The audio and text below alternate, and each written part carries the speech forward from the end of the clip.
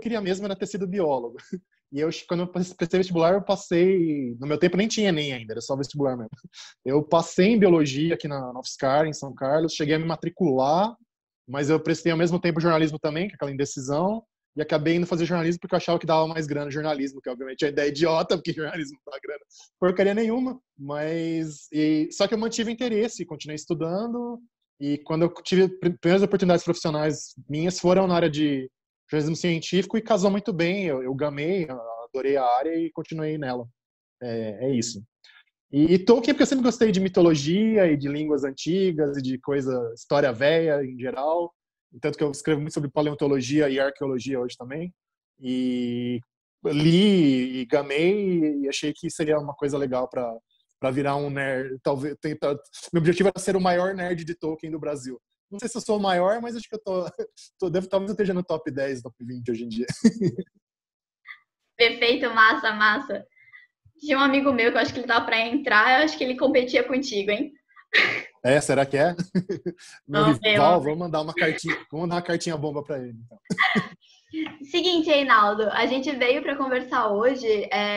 Eu falo isso porque eu, na verdade, conheci pelo canal do Pirula, né? Quando vocês escreveram juntos o livro Darwin Sem Frescura, que é um livro muito legal. Inclusive, eu até hoje estou esperando para alguém me comprar a versão física dele, que eu sou apaixonada para ler ele, pegar no papelzinho assim, sentir a versão física. E é um livro super maneiro, assim, super recomendo para todo mundo, aproveitando que estou de quarentena fazendo vários nada. É hora de ler livros. Mentira, gente, se vocês não tiverem a fim de ler, não precisam ler, mas é gostoso para passar o tempo e aprender de forma... Ler não quer demais, ler não quer demais.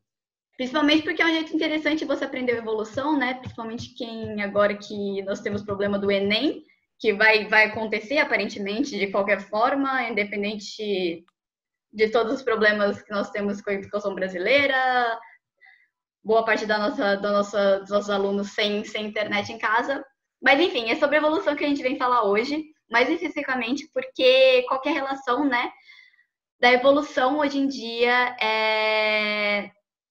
com essa crise ambiental que a gente vem vivendo, né, que a gente tá para ver cada vez de forma mais agressiva. E a primeira pergunta, né, a pergunta que não quer calar, será que essa pandemia que está acontecendo agora vai selecionar genes de inteligência, de comportamento, sei lá, de repente, para evitar manifestações pró-vírus na população brasileira?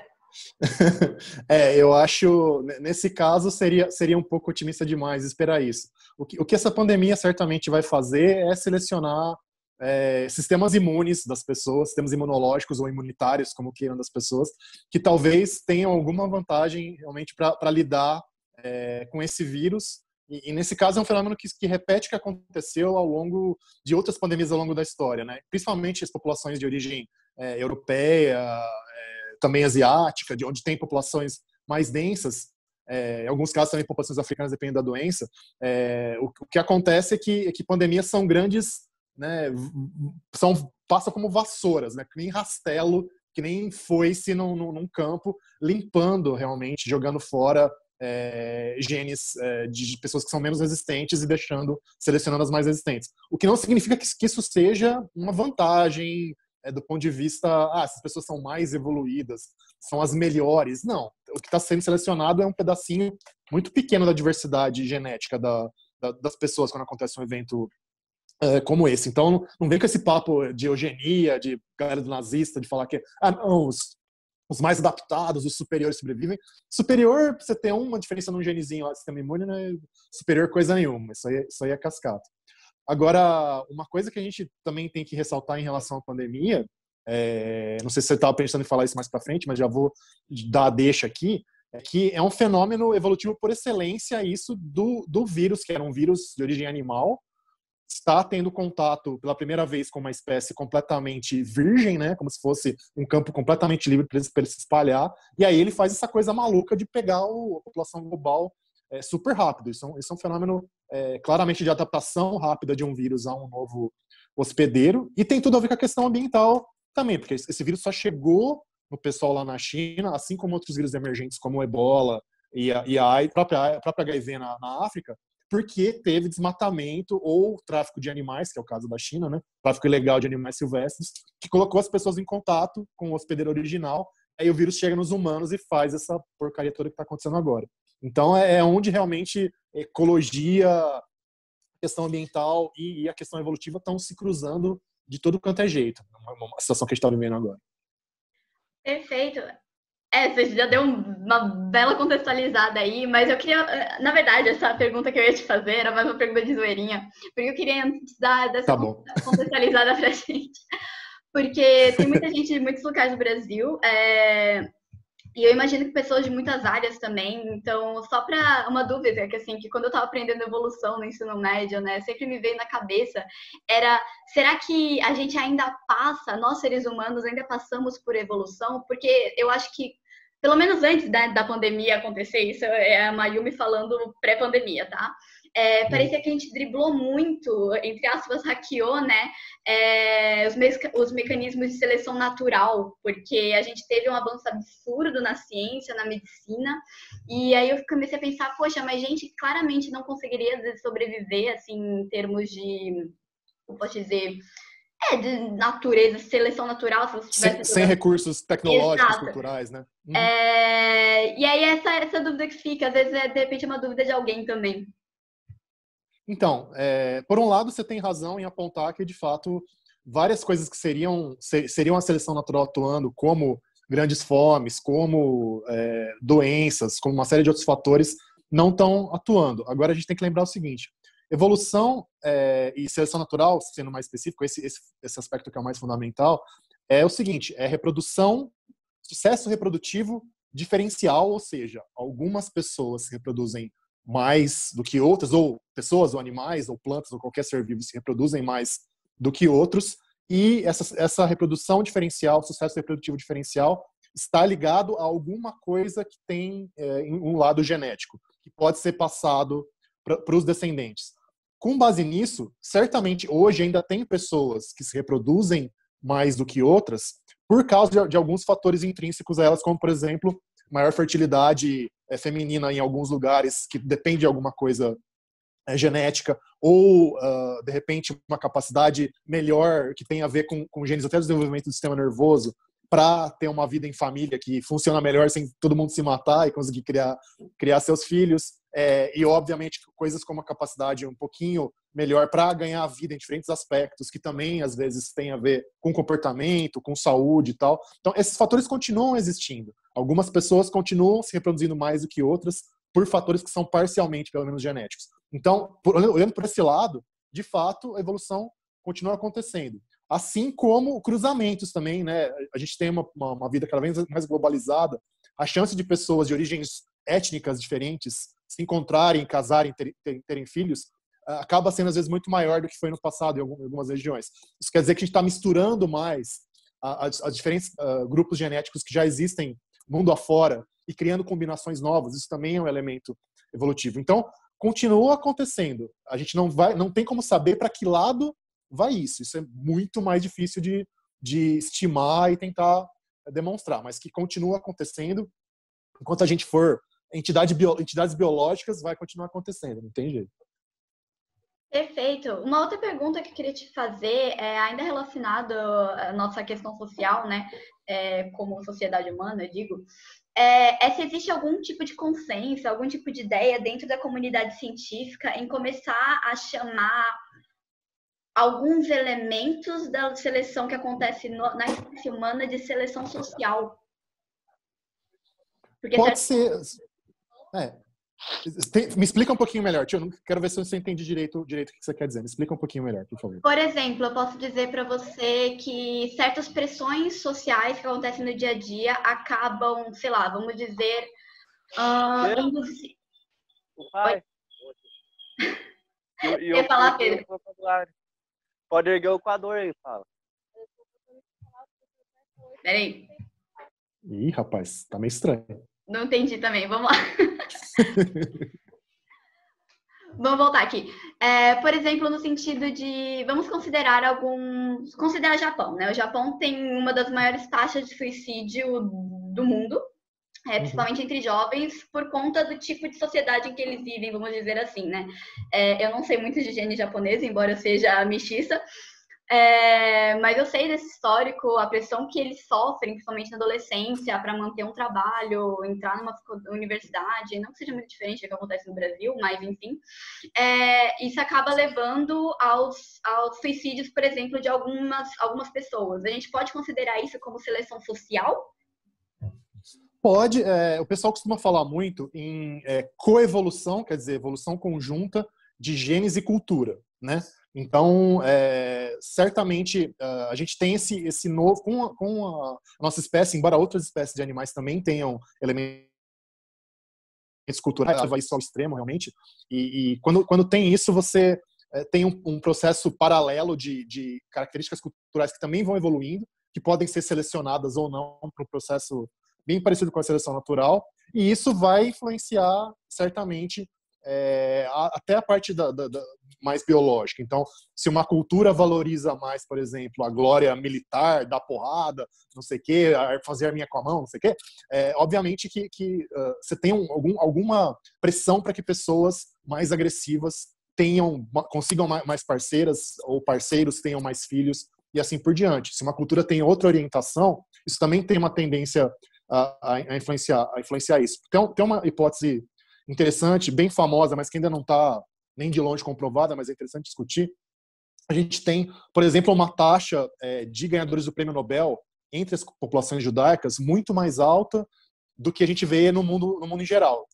Eu não lembro exatamente os números, mas sei lá, a gente tem talvez, acho que 0,3% ou menos da população mundial de origem judaica, e os ganhadores do Nobel têm 10% ou mais de judeus. O pessoal acha que o fato de terem, durante a Idade Média, todo aquele preconceito que existia de não deixar os judeus terem profissões que fossem como agricultura ou artesãos, eles só podiam mesmo lidar com atividades comerciais e bancárias, acabou forçando uma certa seleção natural para uma capacidade de lidar com raciocínio abstrato mais elevado entre eles, e aí quando sai a repressão política em cima deles, eles passam a poder lidar com a sociedade de maneira mais aberta, eles conseguem aproveitar isso se tornando médicos, cientistas, engenheiros, também na literatura eles têm muito destaque. Então, esse tipo de coisa pode acontecer. Agora, realmente, você medir isso em tempo real e associar um comportamento de maneira mais segura é bem mais complicado, até porque, graças a Deus, a gente não pode ficar fazendo experimento com o ser humano em laboratório, né? Mas análises genéticas, genômicas, que estão cada vez mais comuns e mais baratas, vão mostrando que coisas desse tipo são possíveis, sim. Perfeito. Só explicando, o pessoal tá me perguntando como é que a gente vai fazer para esquema de perguntas, já que hoje tem bastante gente. Mesmo esquema, tá, gente? Vai deixando no chat, ou se colocar o nome também. Depois a gente chama e você pode fazer a pergunta diretamente. Desmuta o microfone e fala diretamente pro Reinaldo, tudo bem? Eu vou deixar uns 30, 20 minutinhos pra gente conversar. Não sei como é que tá a questão do seu tempo hoje, Reinaldo, se dá para responder muita pergunta ou não. Não, vamos tentando. A ideia é a gente ficar quanto tempo? Uma hora aqui, mais ou menos? Qual que é o planejado? Assim, geralmente eu falo uma hora, mas geralmente dura mais. Dá uma esticadinha. Dá sempre uma esticadinha. Então, depende sempre do seu tempo.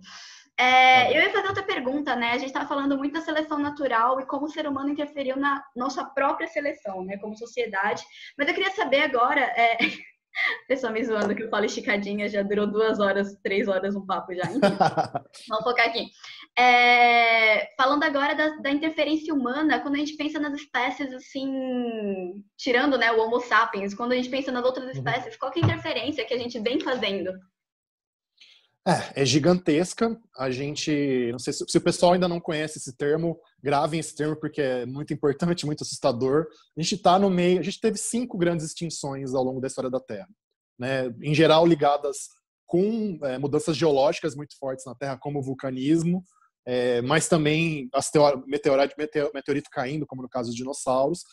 Foram 5 naturais. A gente está, consenso entre os biólogos é que a gente está na 6ª, a gente está no meio, ou talvez no começo, esperamos que talvez dê para mudar um pouco o rumo, mas de qualquer maneira, do meio da 6ª grande extinção, que é causada pela ação humana. Então, a gente vê tanto que é uma coisa que está acontecendo numa escala de tempo muito curta se comparado às outras extinções, fora o caso do meteorito.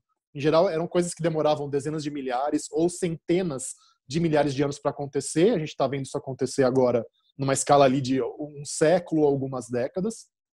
E com tudo mudando basicamente porque a gente mudou a maneira como o planeta funciona. A Terra tinha um esquema de produzir vegetais que depois alimentavam animais e ciclos naturais. A gente está pegando tudo isso para a gente, a produtividade primária, que é essa coisa o sol bate e planta cresce e o resto da vida usa tudo isso. A gente está pegando quase metade disso para a gente, né? Só para uma espécie. A gente mudou o ciclo do carbono com os combustíveis fósseis, a gente mudou o ciclo do nitrogênio com o uso de adubação industrial a rodo, enfim. E isso não tem como não ter impacto em todas as outras formas de vida. Todos os vertebrados, é difícil você achar um grupo de vertebrados que não esteja pelo menos com 30%, 40% das espécies em risco hoje. Então, a gente basicamente virou um meteorito, é isso. A humanidade está tendo o efeito de um meteorito caindo e é muito assustador. Não tenho o que discutir quanto a isso. Resumindo, acho que é por aí. Achei, perfeito. Beleza? Não, é que eu tinha perdido o botão de desmutar. Ah, tá. Eu ia te fazer essa pergunta, né? Quando a gente pensa assim, a gente está no meio dessa extinção, né? Por causas antrópicas dessa vez. E a galera às vezes acha que quando a gente fala em extinção, né? Parece que o mundo vai acabar e nada vai surgir depois, né? E aí eu queria saber, assim, porque tem gente que fala que a extinção que nós estamos causando hoje talvez seja uma extinção tão grande, um tipo de extinção tão grande, que a quantidade de espécies que possa vir vamos dizer, né, tomar o nosso lugar como espécie dominante seja um número tão reduzido, mas tão reduzido que a gente não tem, né, vamos dizer, talvez noções de manter, não sei a palavra, mas a gente jogaria a gente ia ter o risco de jogar uma pá de cal na biosfera que ela nunca mais vai se recuperar, é isso que você Exato. E aí a pergunta que fica, né, porque a galera fala tipo, não ligo pro ser humano, não ligo pro ser humano não, mas não ligo pra Terra, porque então vou continuar fazendo tudo que eu geralmente faço como ser humano. Caguei, assim, se eu vou morrer, não vou sofrer as consequências disso. E aí eu queria te perguntar, assim, falando agora de espécies que possam vir a ser, de repente, a próxima sociedade, talvez evoluir no nível que nós, seres humanos, evoluiriam, a ponto de desenvolver consciências e pensamento racional, etc, etc. Você tem alguma ideia de que tipo de espécie que seja uma possível candidata a tomar o nosso lugar na Terra depois que seres humanos se extinguir? A pergunta é engraçada e interessante, mas eu acho que, na verdade, a gente não tem mesmo como saber, porque a gente está falando de um experimento. Como é que a gente faz um experimento, né, para ter um resultado confiável? A gente precisa fazer vários experimentos, olhar uma série grande de dados, e se aquele padrão se repete várias vezes, quer dizer que você tem uma ideia daquilo, né? O problema do nosso experimento é que o nosso N, quer dizer, o número de experimentos que foram feitos, é igual a 1, né? Qual espécie tecnológica que evoluiu, quantas espécies tecnológicas que evoluíram ao longo de quase 5 bilhões de história da Terra, 5 bilhões de anos de história da Terra? Uma só. Então, isso mostra que provavelmente o evento, para acontecer, é um evento muito raro, depende de um monte de condições muito específicas, depende de ter um rabo gigantesco, como o pessoal diz aqui no interior de São Paulo, muita sorte mesmo, e que não vai acontecer de novo tão já. Espécies inteligentes com vida social complexa, vida interior, mental complexa, a gente tem várias. A gente tem os outros grandes símios, os grandes macacos, tem os cetáceos, como os golfinhos, as baleias, até os papagaios e os corvos entre as aves, tal. Mas com as condições para chegar numa sociedade tecnológica e quase interplanetária como a nossa, é só a gente. Então, eu acho que se a gente for pro saco, não vai ter ninguém para entrar no nosso lugar. Esquece, bicho. Perfeito. E seguindo essa linha, né, do desenvolvimento tecnológico que a gente, como espécie, conseguiu fazer, né, a gente tem estudado bastante a questão da genética, né, a gente, depois de tanto tempo, conseguimos entrar, assim, num mundo completamente desconhecido e que talvez eu veja, assim, como uma porta para muitas soluções. E eu queria saber qual que é a sua opinião sobre isso. Será que a engenharia genética é capaz de salvar a espécie humana, capaz de reverter os efeitos que temos causado na atmosfera? O que você diz pra gente, Reinaldo? Não, talvez abra algumas janelas. Por exemplo, se a gente conseguir começar a trabalhar digamos, com uma bactéria geneticamente modificada que consiga captar dióxido de carbono com muito mais eficiência do que as plantas que a gente conhece da atmosfera, ou mesmo usar isso para produzir outras matérias-primas essenciais para a sociedade de maneira limpa, né? A gente não precisa mais depender de mineração de terras raras ou metais pesados e fazer circuitos orgânicos feitos a partir de biotecnologia. Não, legal, bacana. Acho que pode ser uma ajuda grande, é uma possibilidade.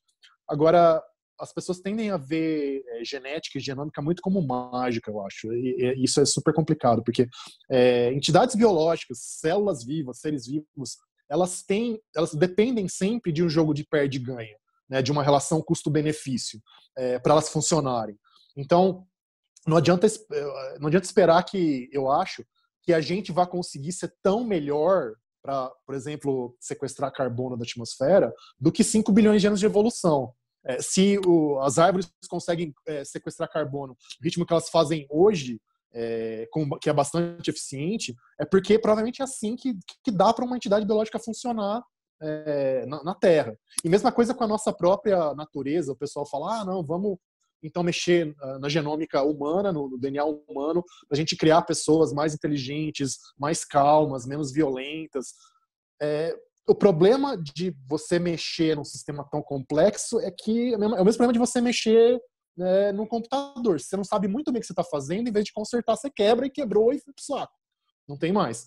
Então, eu sou bem cético, porque a complexidade é muito grande, o número de fatores que você tem que mexer ao mesmo tempo, tudo certinho, é muito grande para que algum tipo de milagre desse tipo seja possível. Mas, sei lá, não posso estar errado. Mas, não sei, no caso de mexer na natureza humana, eu acho que eu prefiro estar certo do que estar errado. Nos outros casos, talvez não, mas vamos ver. Acho que é isso. Eu queria fazer uma pergunta também. Você comentou sobre essa questão de mexer na genética humana, e a gente tem, tipo, alguns casos. Eu não lembro se foi. Acho que foi um cientista chinês que criou 2 crianças, não lembro, que se alterou. Eram os bebês com um genezinho lá desligado. Eu ia falar sobre isso, o quanto que a ética no mundo científico ela pode mudar dependendo das circunstâncias que a gente venha a enfrentar aí. Porque quando mais a água bate na nossa bunda, né, mais desesperado eu acho que o ser humano fica. Então eu queria saber o quanto você acha que a ética humana, a ética dentro da ciência, né, a bioética pode se alterar na medida que a água bate no nosso bumbum. Uhum. O que eu vejo, por enquanto, pelo menos, é que o pessoal especialista em bioética, os bioeticistas e mesmo os cientistas em geral, eles tendem a ser, ainda bem, muito cautelosos quanto a isso, porque eles conhecem aquilo que eu te falei, que não tem milagre, que a chance de você criar uma merda muito grande na hora que você mexe, em vez de fazer alguma coisa boa, é sempre muito alta. Então, o consenso é você ir primeiro muito devagarzinho, sempre e levando muito a relação custo-benefício. Por exemplo, eu acho que se você sabe exatamente qual é a causa de uma doença genética, é apenas um gene, é uma coisa que, se você resolver aquilo, você vai criar um benefício muito grande para aquela família, para aquela criança. Nesses casos, existe agora um certo conceito de que você poderia fazer esse tipo de experimento se você sabe muito bem o que você está fazendo. Mas coisas como, vamos criar bebês de encomenda. Não, eu vou entrar na Amazon. Eu quero me vê aí um nenê loiro, de olho puxado, pele bem morena e olhos verdes. Entrega aqui daqui a 15 dias aqui em casa. Não, isso aí não vai rolar e vai demorar décadas ou séculos. Para quem sabe, talvez um dia rolar, mas acho que não vai rolar nunca. Então, essa questão ética tem sido muito levado em conta e muito pensada. E quando aparece um cara louco que nem esse chinês aí, em geral, os primeiros a caírem matando são os próprios outros cientistas, porque eles sabem como é perigoso e como isso pode queimar o filme de um trabalho que seria sério se não tivesse entrado um maluco na história. Perfeito. Reinaldo, eu tinha mais uma pergunta também, e daqui a pouco a gente vai entrar na questão do pergunta do pessoal. Na verdade, tinha algumas perguntas e uma delas vai entrar junto com a pergunta do pessoal também, porque é uma pergunta muito aleatória. Enfim. Mas eu queria saber, assim, sobre a ideia de evolução em meios extraterrestres, né? Porque a gente tem agora, vamos supostamente entrar numa nova corrida espacial, né? Existem alguns interesses crescendo por aí, nos países desenvolvidos principalmente. E a ideia de colonização de Marte, né? Fazer de Marte o planeta B, que a gente não tem por hora e talvez não venhamos a ter. Mas eu queria saber, assim, supondo, se a gente conseguisse implantar uma colônia humana, num exercício mental aqui, como é que o ser humano por ali poderia evoluir? A gente ia conseguir manter os aspectos humanos ao ponto de continuarmos ser considerados homo sapiens lá em Marte? Ou, de repente... Cara, é outra coisa que a gente cai numa especulação completamente maluca aqui. É difícil você imaginar. Primeiro, como é que seria, qual que seria o modelo dessa colonização humana de Marte? Você ia ficar só em ambientes fechados, em ambientes controlados, tal, ou você tentaria, como você falou, modificar completamente o planeta para que um dia ele se tornasse amigável para o ser humano? Se for por esse segundo lado, primeiro tem que lembrar que a gente ia precisar de milhares de anos para conseguir fazer isso. Né? Ou pelo menos centenas. Não dá para achar que você ia transformar Marte na Terra B em pouquinho tempo. Não tem como, não rola. Então é uma coisa para gerações investindo naquilo, para começo de conversa. A não ser que a gente dê muita sorte e sei lá, mande para lá bactérias que produzem oxigênio e que aguentam o ambiente de Marte e rapidamente elas produzem oxigênio suficiente para formar uma atmosfera respirável. Não parece ser assim que bactérias funcionam, mesmo as mais poderosas. Então, é complicado. Outra coisa, por exemplo, qual que seria a amostragem da população da Terra que a gente mandaria para lá? Teria que ser representativo da diversidade genética que a gente tem? Ou se fosse só um pedacinho da diversidade, sei lá, de países, ou país asiático, um país africano, tal? Só essa escolha já ia enviesar o caminho para qual ia seguir a evolução daquela população lá. Né? E ela ia ser sustentável lá dentro ou não? Ela ia precisar de imigrantes constantes da Terra para lá, ou ela fica parada lá? Se ela fica lá isolada, também ela começa a seguir um caminho meio diferente. Enfim, tem 1000 variáveis que a gente não consegue pensar agora, mas uma coisa só é certa, para que começasse a aparecer uma diferença significativa em relação à população da Terra, a gente ia precisar de novo de dezenas de milhares, centenas de milhares de anos, porque evolução, a não ser que a gente empurre para frente, ela tende a ser muito, muito lenta para mudar demais as pessoas, né? Tanto que a gente ficou separado dos Neandertais por 500 mil anos e ainda assim conseguiu se reproduzir com eles. Então, no caso de Marte, seria uma coisa semelhante também. Mas, é muita variável. A gente cai totalmente no reino do imprevisível mesmo. Perfeito. E, Reinaldo, para a gente finalizar aqui, eu parar de ficar falando tanto e deixar o pessoal agora encher você de perguntas e especulações. Eu acho Medo. Enfim, eu queria só comentar um pouquinho, comentar não, né, mas perguntar mesmo. Agora é questão de opinião também, sobre o que você acha, vamos falar um pouquinho de achismos. Sempre lembrando que nada que a gente está falando aqui, algumas coisas, eu imagino, sejam comprovadas, outras, porque o Reinaldo, ele é engenheiro científico, ele tem muito conhecimento, como vocês devem imaginar, mas a gente não fala assim com plena certeza. Eu acho que essa é a vantagem da gente estar falando de ciência, tá? Falar que não sabemos, bom dia, não sabemos de tudo. Enfim, Reinaldo, eu queria falar assim, quando a gente fala bastante a gente tá com essa água realmente batendo na nossa bunda, ou de repente já se afogando, depende aí do consenso de quem fala. Tá mais pro pescoço do que pra bunda a água, mas tudo bem. E a gente tem toda essa situação, só que uma das coisas que eu fico muito medrosa de falar é quando a gente começa a falar muito de problemas e a gente não tenta falar muito de soluções. Eu falo isso porque eu lembrei o nome do filme, o pessoal no comecinho da quarentena eu comentei do filme pra gente, o filme é Tomorrowland, gente. É um filme que, sei lá, eu peguei a interpretação do filme falando muito essa questão de falar tanto dos problemas a ponto de que ninguém mais quer falar de solução e a gente entra aí no conformismo, a Terra acaba e bom dia. Acabou. E aí eu queria falar assim, já que a gente talvez não esteja vendo tantas soluções a curto prazo, né? Engenharia genética está no comecinho, a gente está tentando mudar a cabeça das pessoas por meio de educação ambiental sobretudo, mas eu penso pelo menos que quando a gente fala de educação é algo mais a longo, no médio prazo. Eu queria saber, assim, você vê saída, né? Pergunta, joguei a merda do ventilador. Você vê saída?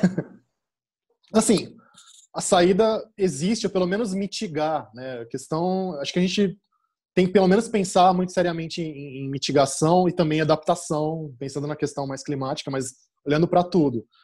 O que falta para a gente é principalmente a vontade política e a consciência política para as coisas acontecerem. A gente sabe o que a gente tem que fazer e como fazer não está tão fora, não é nada do outro mundo, assim, né? Se a gente conseguisse trabalhar com eficiência energética, com uma série de outros, com um sistema de consumo que fosse menos alucinado, a gente conseguiria ir muito adiante.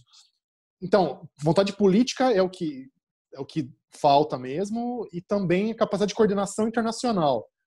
Infelizmente, a gente precisa de uma capacidade mais forte dos organismos internacionais funcionarem em conjunto para enfrentar os problemas. Eu acho que isso pode vir, porque a geração que vai ser líder daqui a 20, 30 anos tá vendo as coisas acontecerem e sabe da gravidade da coisa. Mas, assim, eu acho que a gente vai ter que enfrentar muitos problemas sérios antes de que a ação vá para o caminho certo de vez. Então, eu não tenho esperança para os próximos 10 anos. Talvez para os próximos 20 ou 30. Eu espero que meus netos, quando eles começarem a nascer, se eu tiver eles, se Deus quiser, a coisa esteja mais encaminhada. Mas a gente tem que ter na cabeça que é trabalho de formiguinha, trabalho de realmente longo prazo, e que não tem solução mágica, e que esse bando de velho desgraçado vai ter que morrer antes, gente. Infelizmente, velho ignorante que está no poder, inclusive nesse Brasil varonil, vai ter que morrer de velho antes, né? Não quero matar ninguém, espero que eles morram de velho, para que as coisas comecem a entrar nos eixos. Vai ser o jeito. É isso. Perfeito, Reinaldo. Gente, só falando, a gente tem aí uns 20 ou talvez mais, dependendo da quantidade de perguntas. Vocês estão livres para perguntar, se quiserem desmutar e perguntar, só vamos tentar manter uma ordem, botar um nome, de repente, e aí, por nome, a gente desmuta. Eu não sei, ô Guilherme, tu disse que queria perguntar, se quer perguntar agora, se quer perguntar depois. Claro. Reinaldo, bom, e aí, primeiramente, Guilherme? satisfação ter você aqui. Eu sou da Escola da Mayumi, sou aqui de Cubatão, do litoral paulista, né? Uma das coisas que eu queria te perguntar é sobre a dinâmica global que está acontecendo no mundo, né? A gente vê diferentes problemas e situações globais que nesse momento estão sendo aceleradas, né? Então, por exemplo, já existia uma discussão sobre nacionalismo e globalização antes da pandemia. E nesse momento em que a gente percebe que a gente tem um problema global e o nacionalismo não consegue responder de maneira efetiva.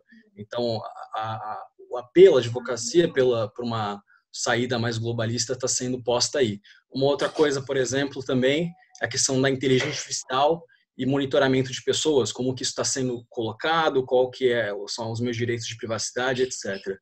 Mas agora, um outro ponto que é aí que eu queria te perguntar é sobre um negacionismo científico.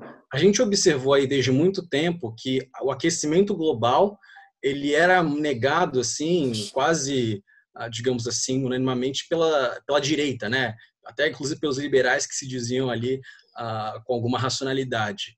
E a gente vê, por exemplo, agora nessa pandemia, uma direita que está dividida, né? Direita que está preocupada com a pandemia, que assume que confia na ciência, e uma outra ali, principalmente aqui no Brasil, a bolsonarista, que ainda está com o pé atrás. Mas, de fato, a gente observa aí que existe mais uma aceitação e uma confiança na ciência neste momento em específico.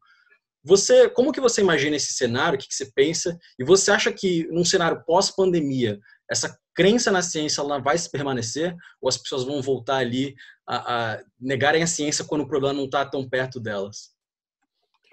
Cara, a pergunta é ótima e eu não sei realmente. Se eu falar que eu sei, eu minto. Acho que as coisas estão muito no ar agora e tudo vai depender de como é que vai progredir a situação daqui para lá. Eu acho que acho difícil que a gente tenha uma resolução rápida disso, como vocês já devem ter percebido. É coisa para pelo menos uns 2 anos de todo mundo no perereco e sem saber muito bem o que vai acontecer, o risco continuando. Vacina, remédio, essas coisas não aparecem do nada, essas coisas demoram para ser eficiente. Então, tudo pode acontecer nesse meio do caminho. As pessoas vão continuar tentando explorar politicamente os diferentes aspectos do que está acontecendo agora.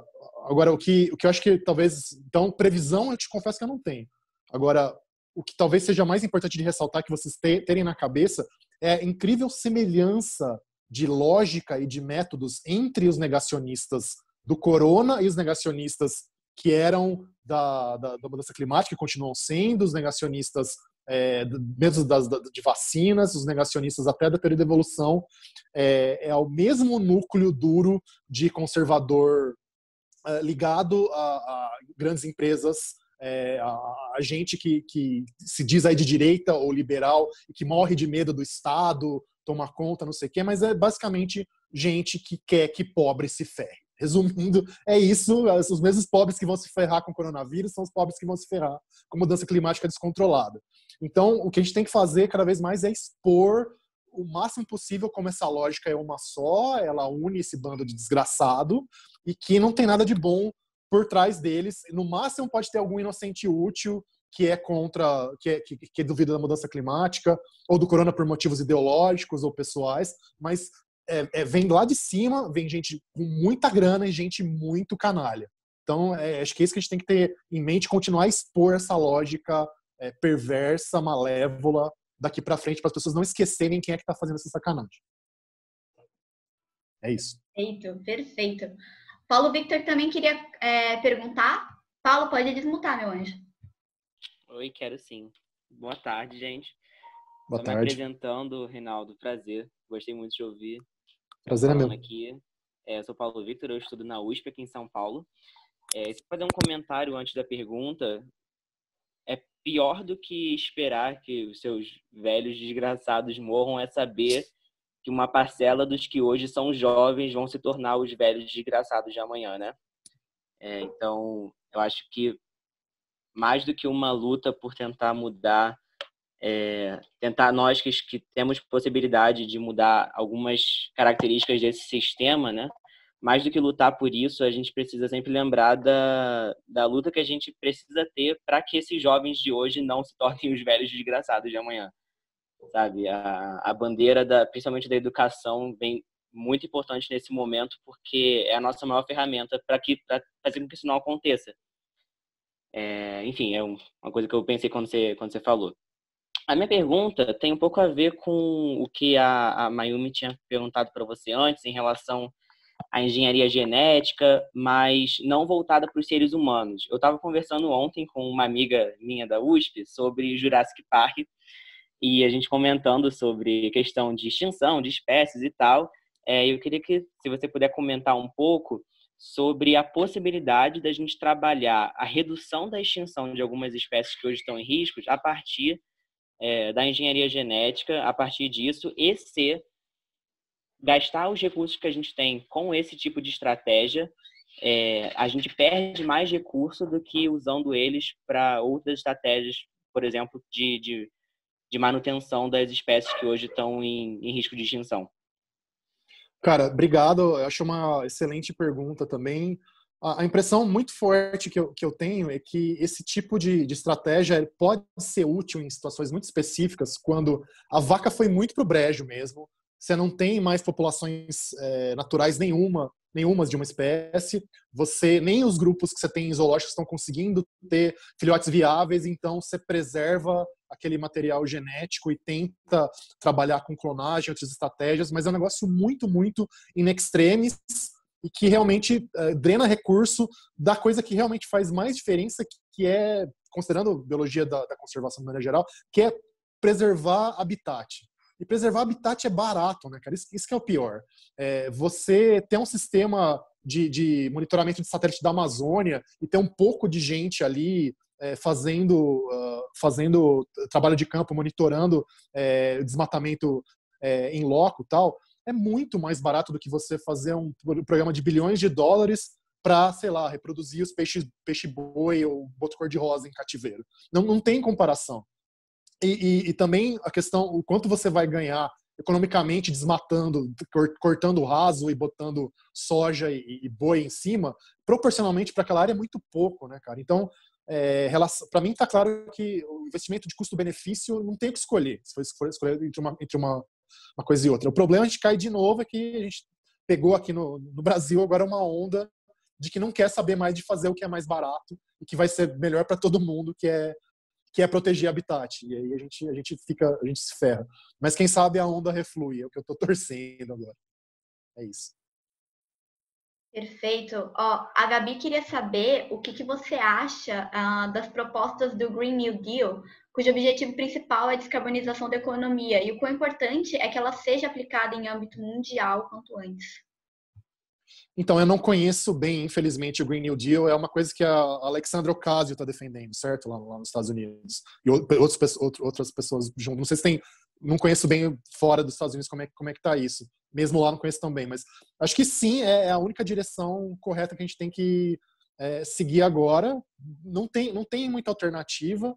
E tem muito low-hanging fruit, né? Muita coisa que é fácil de fazer no começo, tipo eficiência energética, ou mesmo trabalhar com biocombustíveis, dependendo do contexto, é claro. Uma coisa é o biocombustível do Brasil com álcool, outra coisa é o etanol de milho lá dos Estados Unidos, que é um negócio meio complicado, mas, enfim, tem muita coisa que dá pra gente começar. E investir pesado realmente em tecnologia inovadora, em empregos que estejam mais ligados à inovação e menos a você simplesmente minerar recurso natural. Então, certamente a direção correta para seguir. Agora, quais as escolhas a fazer, acho que vai depender muito do contexto local, de país e de região dentro de país também. Por exemplo, né, é um negócio óbvio, mas não faz nenhum sentido a gente não ter, para cada nova casa popular do Brasil, um painel solar, né, que é o mínimo do mínimo. Para cada vez, um governo que se comprometesse a cada nova casa popular que ele entrega, botar um painel solar em cima e ligar isso na rede para a pessoa poder vender até energia que ela produz em horário ocioso para a rede, isso é tão bobo, tão básico, ia resolver tanto problema, ia ajudar tanto, de repente. Então sim, a gente tem que ir por esse caminho e pensar justamente nesse casamento entre tecnologia, empregos e o desafio climático que a gente está enfrentando. Mas na prática é difícil de fazer, não é simples, mas tem que ir por aí, com certeza. Reinaldo, eu queria te fazer uma pergunta agora sobre... A gente teve um papo recentemente com o Dr. Carlos Nobre, né? E aí ele defende muito a importância da gente criar, né, bioindústrias e a importância do papel da iniciativa privada, né, nessa mudança da... Rebeca, você pergunta... Pronto, Matheus, não sabia que você queria te perguntar, desculpa. Nessa luta que a gente tem para tentar mitigar os efeitos da crise ambiental, né? E aí eu queria saber, assim, o que você acha? Você acha que é possível realmente a gente mudar, a gente tirar a ganância e colocar mais o bem comum, vamos dizer assim, em primeiro lugar? Ou tentar, ao menos, trazer a ideia de que, olha, dá para ser sustentável e dá para ganhar dinheiro, sabe? Tirar a ganância, a gente não vai conseguir mudar 100% a natureza humana, não tem jeito. E agora, de fato, o que a gente precisa, no mínimo, é de um capitalismo mais humano, e o único mecanismo de você humanizar o capitalismo é pelo controle do Estado. Não tem jeito, né? Você definir coisas que até aqui você vai e mais adiante não. O capitalismo, ele é um bom servo, mas é um péssimo mestre. Para criar inovação, para criar ideias, para criar transformações, às vezes radicais, tecnológicas que são positivas, o capitalismo é ótimo, mas para ele levar as pessoas para onde as coisas têm que ir, ele é terrível. Então, o desafio é justamente achar essa equação, você juntar essas duas coisas. E, de fato, um dos problemas centrais do capitalismo brasileiro, pensando no nosso caso especificamente, é que ele é muito pouco inovador, de maneira geral. Em parte porque não tem incentivo, mas em parte também porque a cultura empresarial é muito burra, muito tacanha. A gente está se ferrando tanto nessa questão dos testes da pandemia para saber quem tá com a doença ou não, porque a gente não tem um CATS de uma empresa de uma indústria de biotecnologia no Brasil, tem que importar tudo, né? E mesmo quem faz pesquisa básica, na hora de importar insumos, tem que ficar um tempão lá na Anvisa, na alfândega, e o insumo não chega, a pessoa não consegue fazer a pesquisa a tempo. Então, coisa que a gente precisa fazer para ontem por exemplo, ter uma indústria de biotecnologia aqui, e eu não sei exatamente como fazer isso, mas acho que talvez essa abertura até mais comercial, para parar com essa bobagem de Anvisa e alfândega para pesquisa, seria um caminho. Então, sim, a gente precisa muito da iniciativa privada, com cérebro e com coração. Não essa porcaria que a gente tem muitas vezes hoje, exemplificada por gente como a galera do Madeira e outras figuras cebola, velho da van e esse bando de fulano aí. Boomers. Rebeca, boomers. Você queria perguntar? Pode ficar à vontade. Olá, pessoal. Olá, Reinaldo. Tudo bem? Oi, Rebeca. Estão me ouvindo. A minha pergunta, ela vai fugir um pouco da área científica em si, né? Eu sou estudante de jornalismo e eu produzo uma pesquisa na faculdade que envolve um pouco da divulgação de ciência, né?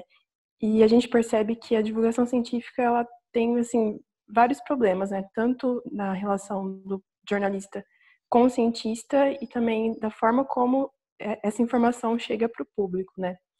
E no cenário que a gente está vivendo hoje, né, de pandemia, eu vejo que a gente tem muita oportunidade de fortalecer a divulgação científica e fazer com que as pessoas talvez compreendam mais, né, apesar de todo esse movimento negacionista que está tomando conta do Brasil.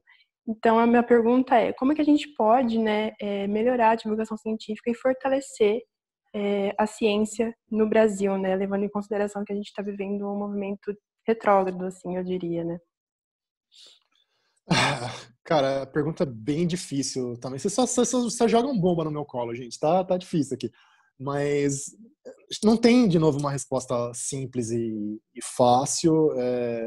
Eu me sinto um pouco boomer, como vocês já tinham falado aqui, por trabalhar na grande imprensa. A grande imprensa ainda tem um papel importante, relevante, mas eu vejo que a guerra por corações e mentes, a divulgação científica, ela cada vez mais vai ter que ser vencida nas mídias sociais.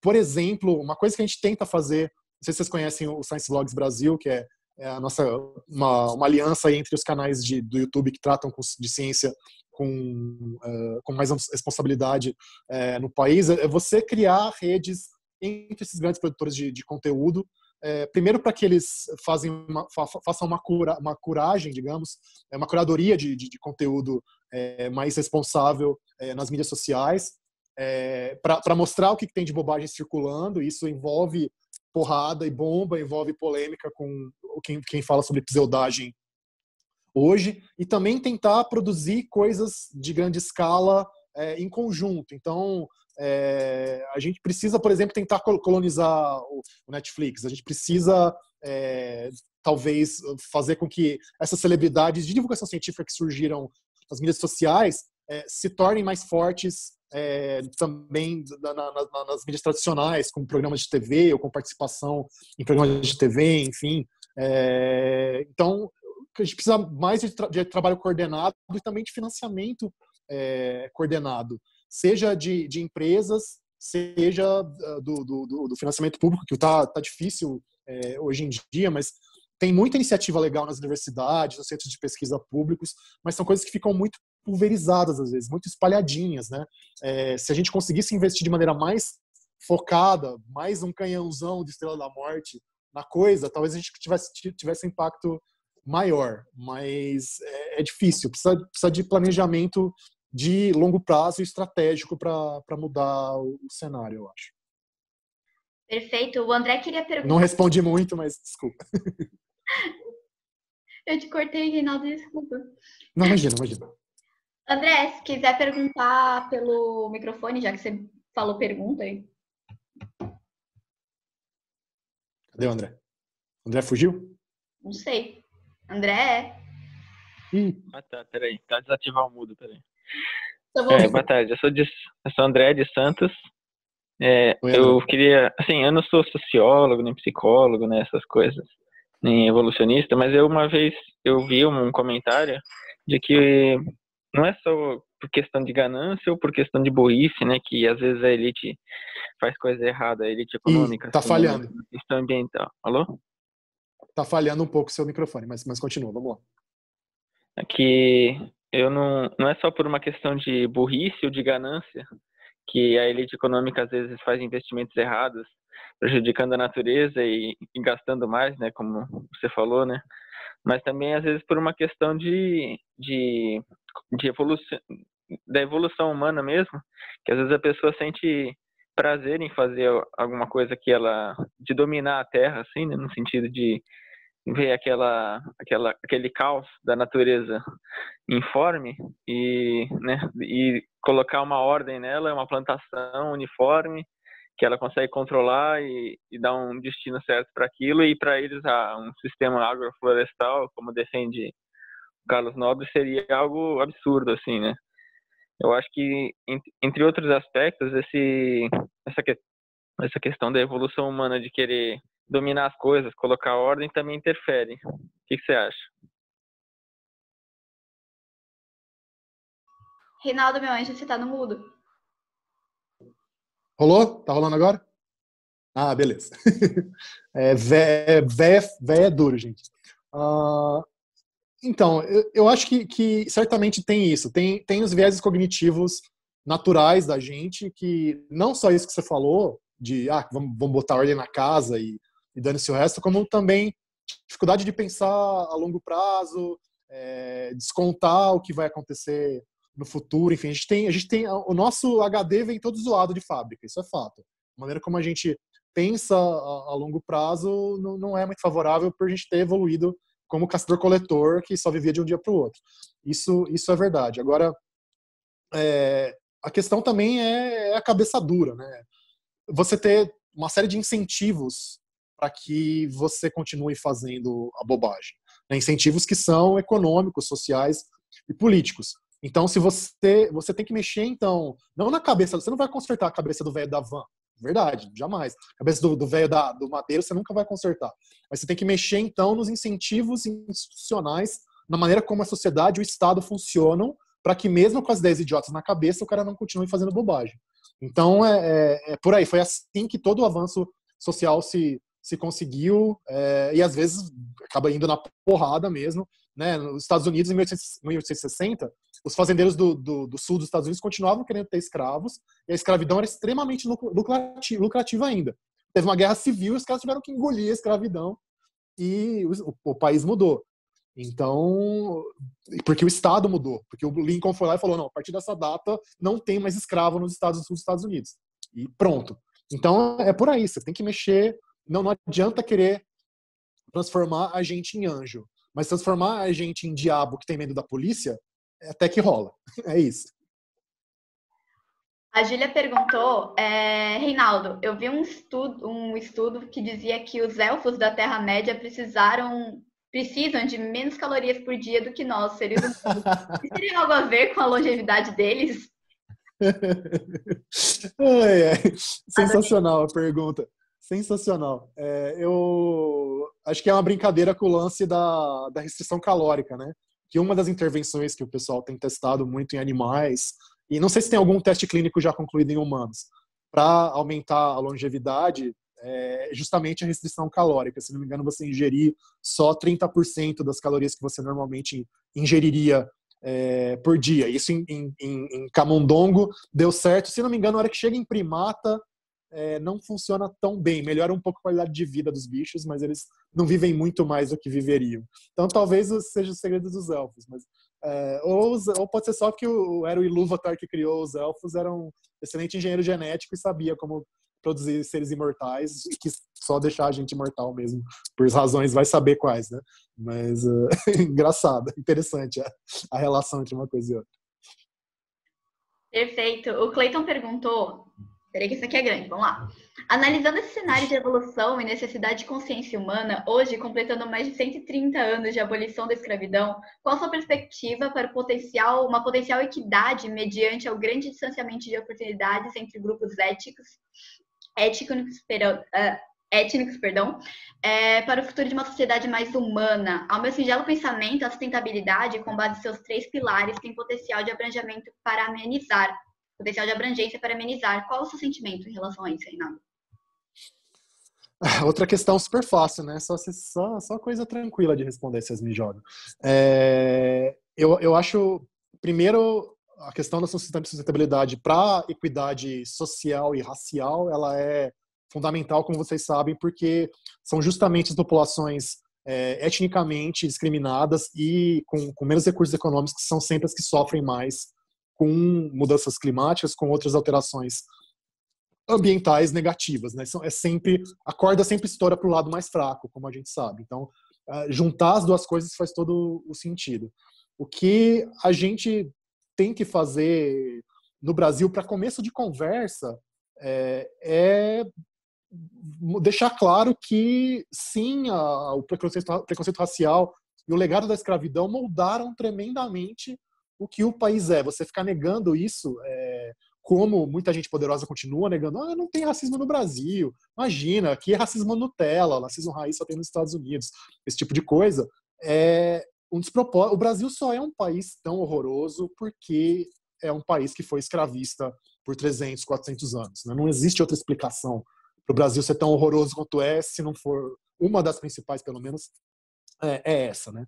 E o que a gente primeiro, então, reconhecer esse legado e criar políticas, de novo, institucionais, coisas claras, das quais você não consegue fugir com base em jeitinho, que resolvam, ou que pelo menos minimizem esse problema. As cotas são um passo importante para esse caminho, mas a gente tem que fazer muito mais. Lidar, por exemplo, com violência policial, né, que é um negócio que continua atingindo desproporcionalmente demais da conta a população não branca no Brasil.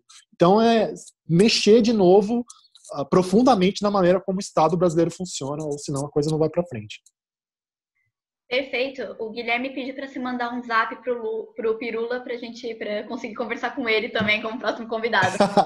Eu vou fazer uma live com ele amanhã, vou falar, mas coitado, o homem é muito sexy, muito requisitado, todo mundo quer um pedacinho daquela carne saborosa dele, então fica difícil, mas eu falo para ele sim. Perfeito. O Danton fez uma pergunta para você. Ontem, durante uma entrevista para o Jornal Cultura, o diretor do HC, Arnaldo, e eu não sei pronunciar o sobrenome dele, gente, desculpa. Provavelmente você deve ter visto, ele comentou que não se tratava apenas de um negacionismo científico do governo federal, mas de um projeto eugenista. Você concorda com essa fala do doutor? Eu gostaria de não ter que concordar, porque é muito assustador. Por outro lado, tem gente ali muito maluca, isso é inegável. Eu não tenho problema em afirmar que em toda a história política do Brasil, e olha que já teve muito cocô na história política do Brasil, mas nunca gente tão desequilibrada assumiu posições de tanto poder nesse país. Então, talvez. Agora, pode ser uma coisa muito mais inconsciente até, e o que é pior, porque é mais difícil de você botar contra a parede e tentar mudar. Uma coisa tão entranhada na cabeça dos caras, é porque é assim mesmo, é assim que funciona, e vai morrer, mas é a vida, e toca o barco. Né? De novo, é tão entranhado na história de horrores da sociedade brasileira, de que tão pouco que se deu valor à vida em mais de 500 anos de história do Brasil, que para os caras é tudo normal. De qualquer maneira, o que importa são os resultados. Os resultados estão sendo, pelo visto, vão ser mais ainda um tanto genocidas. Mas é triste, é muito triste o que está acontecendo e dá muita raiva. Mas, infelizmente, a gente tem que manter a cabeça fria e continuar tentando informar as pessoas, informar a população, porque se a gente se deixar levar só pela raiva também, vai ter gente que não vai ouvir a gente por causa da raiva e a situação vai ser pior ainda. Então, a gente tem que pelo menos tentar causar o menos mal possível nesse momento. Acho que é por aí. Perfeito. O LG queria fazer uma pergunta. LG, pode desmontar o microfone. Opa, me ouvem? Sim. Maravilha, tudo bom? Muito prazer de estar aqui conversando com você, vendo a sua exposição muito bem feita. Eu sou o LG, todo mundo conhece como LG, mas eu não sou nenhuma marca de eletrônica, de Luiz Gustavo. Eu faço gestão de políticas públicas e a minha pergunta vai justamente nesse sentido. Assim, eu vi que você falou a respeito dos investimentos em ciência, em pesquisas, que são muito válidos, principalmente nesse momento de enfrentamento de crise, só que, pelo menos quando a gente está lá na faculdade, a gente aprende que só dinheiro e tacar dinheiro em cima não é o único caminho, e principalmente para fazer as políticas públicas andarem. Política pública de ciência, pesquisa, é uma política pública muito bem-vinda, principalmente nesse momento de pandemia, onde que a gente, como você bem expôs, a questão dos testes que a gente não consegue fazer, enfim, e diversas outras questões. Quais são os outros elementos que você consegue ver para a gente conseguir ter a capacidade do país desenvolver pesquisa de ponta e conseguir fazer um desenvolvimento tecnológico de ponta que a gente tanto anseia, mas que a gente não consegue fazer, para além da questão do dinheiro? Pois é, outra pergunta que não é nada fácil.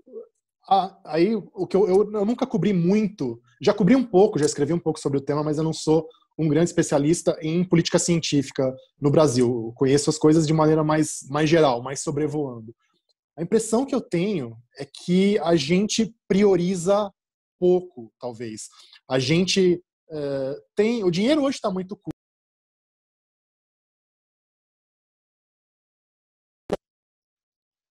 Reinaldo, tá tudo bem aí?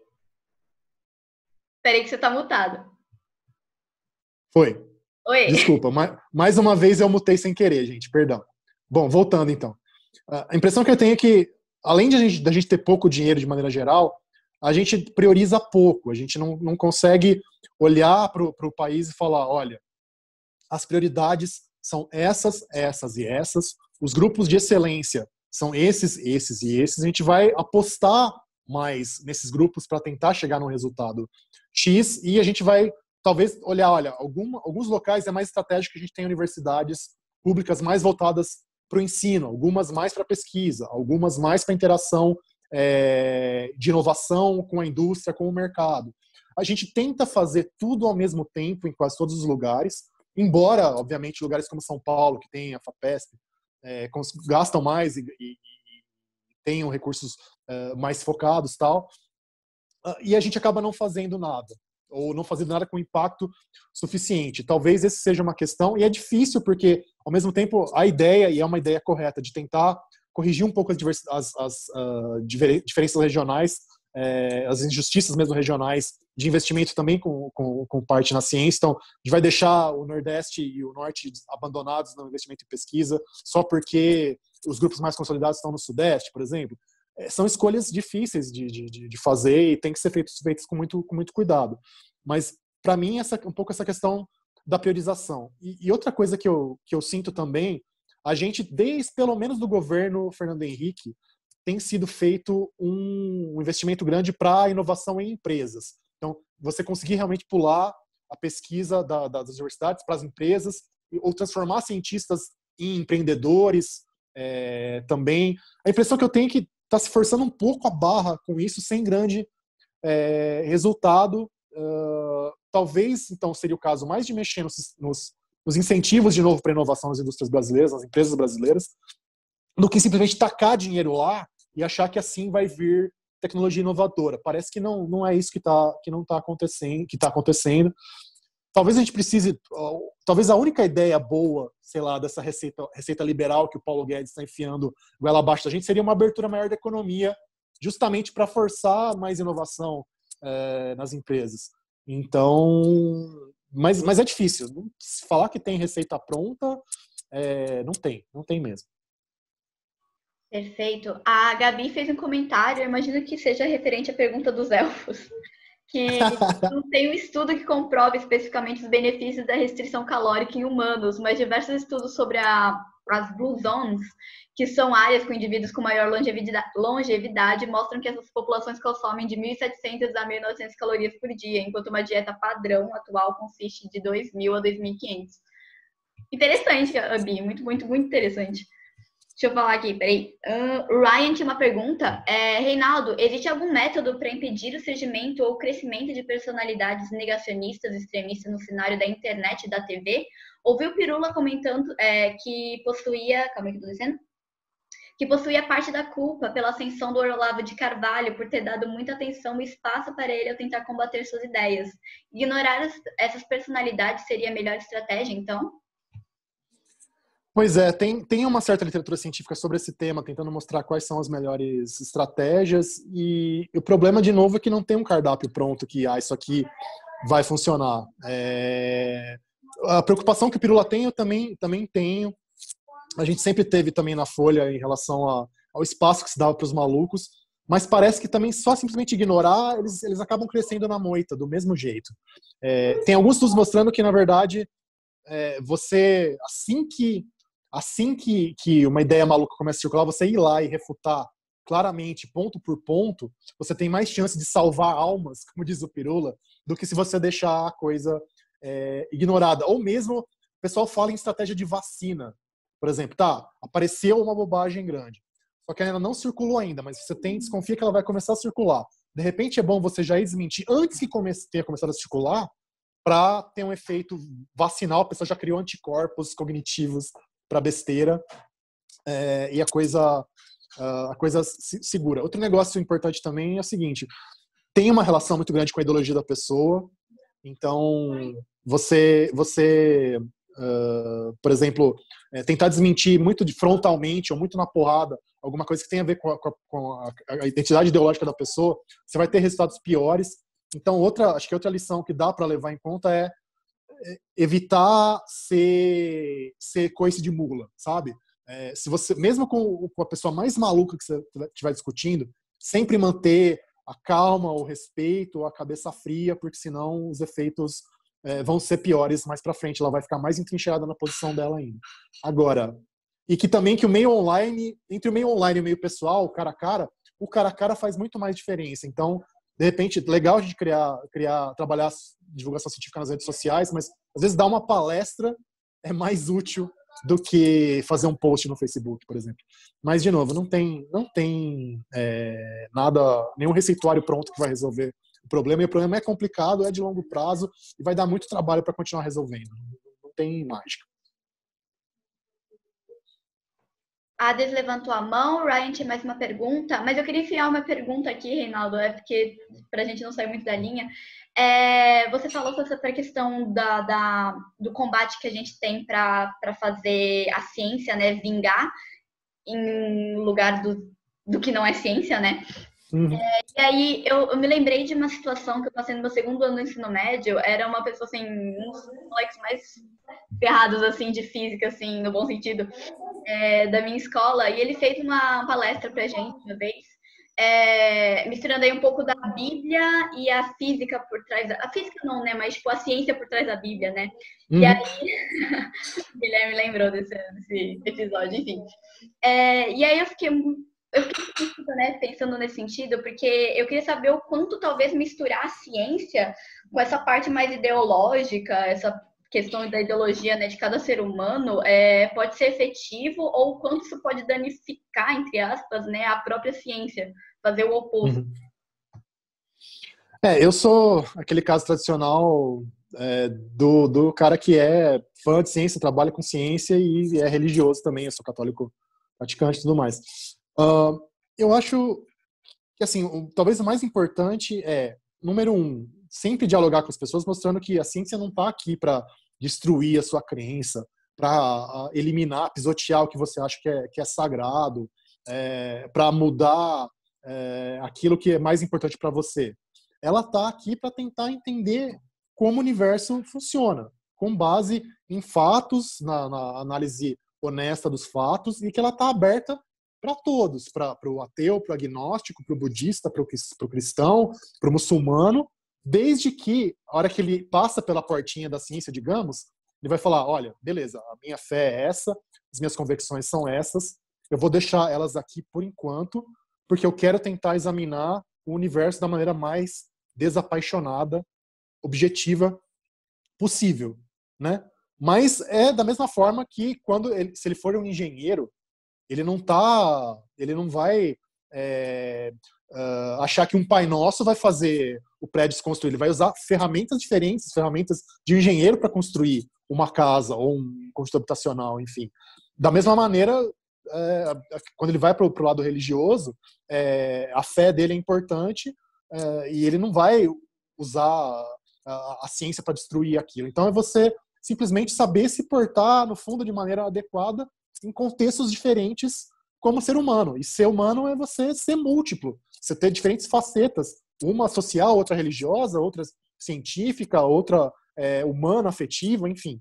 Então, reconhecer essa diversidade e saber usar a ferramenta certa para o momento certo.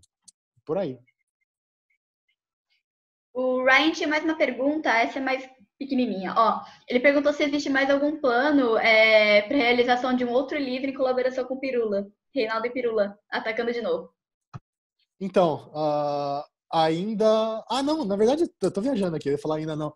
Na verdade, tem sim, e que vai ter mais coautores também, vai ser uma galera junta fazendo, e um tema que tem muito a ver com esse encontro aqui de hoje, mas ainda não posso falar exatamente, mas já está rolando. A pandemia deu uma atrapalhada na situação, mas vai rolar sim, vai rolar. Já está rolando. A Adris queria fazer uma pergunta, que ela não botou o nome, mas eu acho que ela estava antes do Paulo Victor, não sei. Enfim, Adris, pode desmutar o microfone e perguntar? Olá, boa tarde, tá me ouvindo? Oi, Adris, tudo bem, e você? Oi, Reinaldo, tudo bem? Eu sou jornalista e eu tô louca para ler o best-seller Sapiens, mudando um pouquinho de assunto. E eu queria saber sua opinião, não sei se você já teve contato, que é do israelense, professor de história. O Yuval Harari. Eu já entrevistei o Harari. Quando ele veio para o Brasil, eu entrevistei ele já. Muita gente fina, inclusive. Só que... Oi, Reinaldo, tudo bem? De novo? De novo. Rolou agora? Rolou? Então, eu já entrevistei o autor do Sapiens, o Yuval Harari. Muita gente fina, inclusive. Eu acho que, assim, para quem quer uma visão muito geral, muito de cima, assim, rapidona, não tá rapidona porque o livro é longo, né? Sobre evolução humana, eu acho que é uma excelente introdução. Tem algumas simplificações ali que me irritam um pouquinho, e ele é muito dos empolgadinhos com esse negócio de a engenharia genética vai transformar o ser humano e vamos todos viver para sempre e virar deuses. Essa parte aí eu acho um pouco cascata da parte dele, mas no geral é um cara que é uma grande cabeça, escreve muito bem e vale a pena. Mas depois que você lê o Sapiens, acho que vale a pena você procurar outras obras sobre evolução humana para ter uma visão um pouquinho mais nuançada e um pouquinho mais variada sobre o tema. Mas vale a leitura. Para mim, o melhor livro dele é esse mais recente, que é o 21 Questões, é isso? 21 Questões para o século XXI. Eu acho que é o livro mais legal que ele fez até agora. É isso. Tem um também que ele deu uma previsão, né, do que seria futuramente. Então, não é o Homo o Deus. historiador fazer. Pois é o Homo Deus, né? Que justamente ele entra muito nessa coisa da vamos virar Deus. Esse aí eu acho bem cascatinho. Perfeito. O Paulo Victor também tinha mais uma pergunta. Paulo? Eu tenho sim, mas eu vou deixar a próxima pessoa falar, porque eu tô resolvendo uma coisa importante, e aí eu quero falar depois, tá? Pode ser? Obrigado, Perfeito, gente. tá bom. Só bota o nome depois para não me perder, tá legal? O Marcial tinha uma pergunta, ele quis saber se ele falou, né, que a bioquímica vem demonstrando o funcionamento de mecanismos da estrutura celular, tais como os flagelos bacterianos. Eles são designados como evidência de design inteligente. Qual o problema dessas evidências? Então, para resumir, é que não existe nenhuma suposta evidência do design inteligente que realmente entregue o que promete. tá? É sempre uma coisa cascatológica. Mesmo essa coisa do flagelo, falar, não, porque o flagelo bacteriano é tão complexo que ele teria que ter sido produzido muito rapidamente por um designer inteligente, que pode ser um ET, pode ser Deus, enfim, senão ele não funcionaria. Aí você vai lá e olha, na verdade tem componentes desse flagelo em coisas anteriores de bactérias, como um sistema para injetar toxinas. Tá? Então, é tudo assim. E sempre tem alguma coisa mais simplesinha nessa história. E a hora que a gente olha os detalhes assim da bioquímica, é tudo tão gambiarra. Funciona bem? Funciona, é um negócio incrível. Mas é tanta gambiarra, mas tanta gambiarra e tanta coisa que pode dar errado, que é difícil atribuir isso a um designer inteligente, e tem, obviamente, a relação muito próxima do ser humano, genética do ser humano com as outras formas de vida, que indica muito fortemente uma origem comum, um ancestral comum para todos nós. Então, gente, esquece esse negócio de flagelo, pelo amor de Deus. Isso aí é criacionista americano tentando enfiar a religião na escola pública por meio de pegadinha do malandro. Simples assim. O André falou que é comprovação dos deuses astronautas antigos. Pelo amor de Deus. Tá, mas aí você só transfere o problema, tá? Foram os deuses astronautas que nos criaram. E quem criou os deuses astronautas, gente? Você muda um passo para trás, só. Perfeito, Reinaldo. Paulo, eu não sei se você resolveu o negócio, eu posso te perguntar antes de você ou... Tá, beleza. Reinaldo, eu queria falar agora, a gente estava conversando um pouquinho sobre essa questão da ciência e meio sobre essa ciência lutando atualmente agora com as fake news e com todas as questões de ideologia subindo, coisas malucas para todos os cantos, etc. E aí eu queria saber, assim, porque não foi a gente, né, mas foi o pessoal da Academia de Liderança da América Latina. Eu não sei se você conhece, mas vou te fazer um convite depois, mais tarde. E aí a gente conseguiu, né, o pessoal da Lala conseguiu uma entrevista com o Marcelo Gleiser, e a gente estava falando sobre essa questão da divulgação científica ser muito comum, aparentemente, lá nos Estados Unidos. Eu mesmo não sabia disso, mas é muito comum lá nos Estados Unidos, eles em países do norte. Minha filha tá pedindo uma coisa aqui que eu não entendi, tadinho. Acabou o negócio dela aqui. Repete, por favor, desculpa. Não, sem problema. Desculpa. Eu ia só te perguntar assim, o que você diz a respeito dessa questão da divulgação científica ser tão comum lá nos países centrais, né? Os países centrais. E por que no Brasil, de onde é que vem essa separação, né? Por que a academia ela é tão separada da sociedade, né? Comum, entre aspas.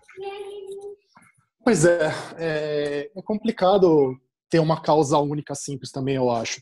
Mas a minha sensação é que a gente viveu durante muito tempo num país que era uma sociedade muito menos aberta em relação a instituições públicas, que é basicamente o caso das nossas universidades e tal, prestarem contas para a sociedade do que elas fazem com o dinheiro público, discutir isso de maneira mais aberta. A gente é uma sociedade muito menos educada também, com muito menos educação formal e educação cívica também, de participação política, e tudo isso acaba influenciando. E, de fato, durante muito tempo foi muito mais fácil falar com um cientista americano, por exemplo, do que com um cara no Brasil.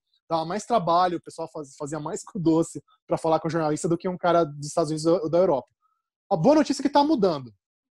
Eu sinto que mudou bastante. Os cientistas mais jovens, o pessoal de 50, 40 anos, assim, já são muito mais acessíveis, já respondem e-mail muito mais rápido, já falam com a gente em redes sociais com facilidade, já querem mostrar o seu trabalho com muito mais clareza. Então, é um processo que a gente está chegando num modelo mais parecido com o que tem lá fora em países desenvolvidos. Mas para chegar para valer, vai chão. Não tem, de novo, mágica. Demora um pouquinho mesmo. Perfeito. Paulo, agora você quer fazer essa pergunta? Pode ser a última, gente, que eu preciso começar a ver o que eu vou fazer de janta aqui em casa. Perfeito. Paulo, então, seja honrado de fazer a última pergunta para o Reinaldo. Muito obrigado.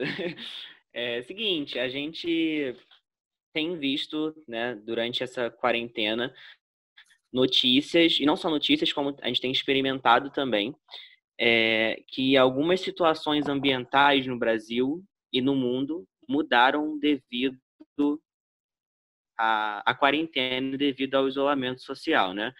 Então, por exemplo, aqui em São Paulo, apesar de que esses últimos dias tem estado um pouco nublado, teve algumas semanas em que todo dia tinha um pôr do sol assim, exuberante, e todo mundo estava comentando que não é comum isso aqui e tal. No Rio, a Baía de Guanabara começou a clarear as águas e começaram a ver animais que não viam há muito tempo.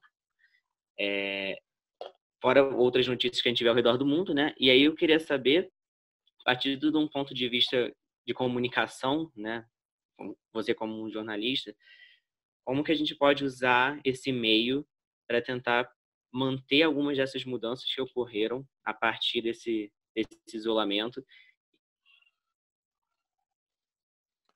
Cara, eu acho que a primeira coisa a se destacar aí é que ficou claro que tem milhões de pessoas que ficam se deslocando para o trabalho hoje que não precisariam estar indo para o trabalho, né? Isso, primeira coisa, só o impacto que isso teria seja emissões de transporte, quanto na qualidade do transporte... Opa, botei a mão na frente da câmera. Qualidade para o transporte público seria gigantesco. Então, um movimento em favor do home office para todo mundo que faz trabalho de escritório, que não exige você carregar fisicamente ou cortar fisicamente alguma coisa, né? Acho que seria uma coisa primordial. Porque a gente viu que bem ou mal funciona. Mesmo na Folha, né? Pelo que eu sei, 90% ou mais dos jornalistas que trabalham na Folha estão trabalhando de casa, a gente está fazendo um trabalho excelente, todo mundo está lendo, as coisas estão sendo publicadas e o mundo não acabou, né? Então, só esse ponto já faria uma mega diferença. O ensino à distância acho que é mais complicado, mas talvez até para ensino superior, tudo bem que tem a questão de acesso às pessoas à internet, mas em muitos casos vai ter que ser uma coisa física. Mas enfim, acho que tem muita área ainda para explorar. Toda a economia criativa não precisa de gente saindo de casa todo dia e pegando carro e pegando ônibus e tudo mais. Então, só por aí seria um grande caminho a se seguir, com certeza.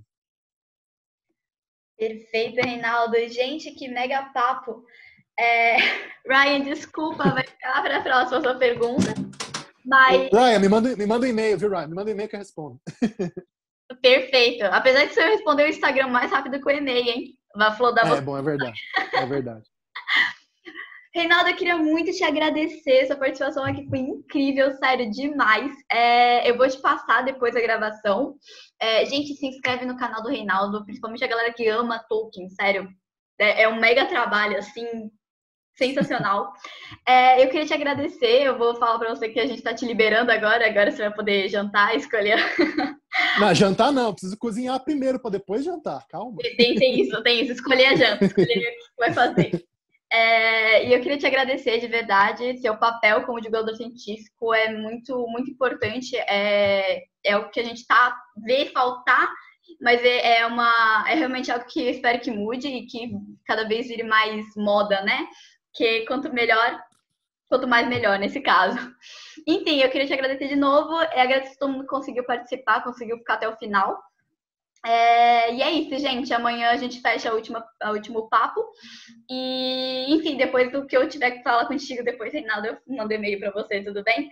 Muito obrigada, pessoal, mais uma vez.